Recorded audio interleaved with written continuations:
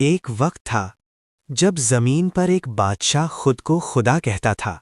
طاقت اس کے پاس تھی، لشکر اس کے پاس تھے، خوف اس کا ہتھیار تھا۔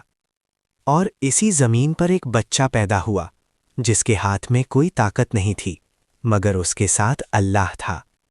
یہ کہانی ہے حضرت موسیٰ کی اور ایک ظالم حکمران فرعون کی۔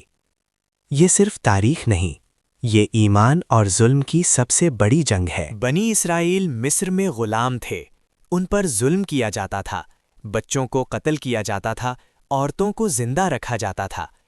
قرآن بیان کرتا ہے، فرعون زمین میں سرکشی کرتا تھا اور لوگوں کو گروہوں میں تقسیم کر کے کمزوروں کو دباتا تھا۔ سورۃ القصص 28:4۔ اسی ظلم کے دور میں اللہ نے ایک منصوبہ بنایا، ظلم کے محل میں ہی اس کے خاتمے کا سبب پیدا ہوا۔ فرعون نے خواب دیکھا، ایک بچہ اس کی حکومت ختم کرے گا۔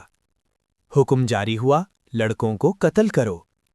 ایک ماں خوف میں مگر ایمان کے ساتھ، اللہ نے اس کے دل میں الہام ڈالا، بچے کو صندوق میں رکھو اور دریا میں ڈال دو۔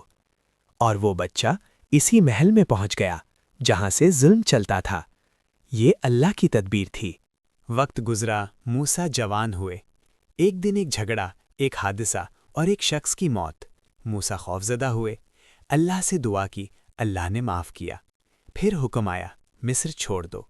یہاں ایک بڑا سبق ہے، اللہ اپنے بندوں کو تیار کرتا ہے مرحلہ وار۔ اللہ نے حکم دیا، فرعون کے پاس جاؤ، وہ سرکش ہو گیا ہے۔ یہ آسان نہیں تھا، طاقت کے سامنے سچ کہنا سب سے مشکل کام ہے۔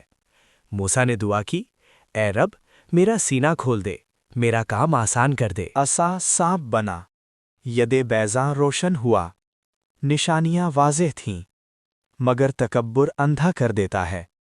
فرعون نے انکار کیا، جادوگروں کو بلایا، اور پھر جادوگر سجدے میں گر گئے۔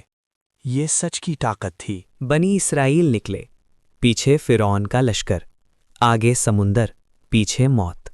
لوگ بولے، ہم پکڑے جائیں گے۔ موسیٰ نے کہا، ہرگز نہیں، میرا رب میرے ساتھ ہے۔ سمندر راستہ بن گیا اور ظلم یہ ڈوب واقعہ گیا۔ ہمیں سکھاتا ہے، ایمان طاقت سے بڑا ہے۔ اللہ کی تدبیر نظر نہیں آتی مگر کام کرتی ہے۔ مشکل تیاری ہوتی ہے۔ سچ بولنا سب سے بڑی بہادری ہے۔ تکبر انسان کو ہلاک کرتا ہے۔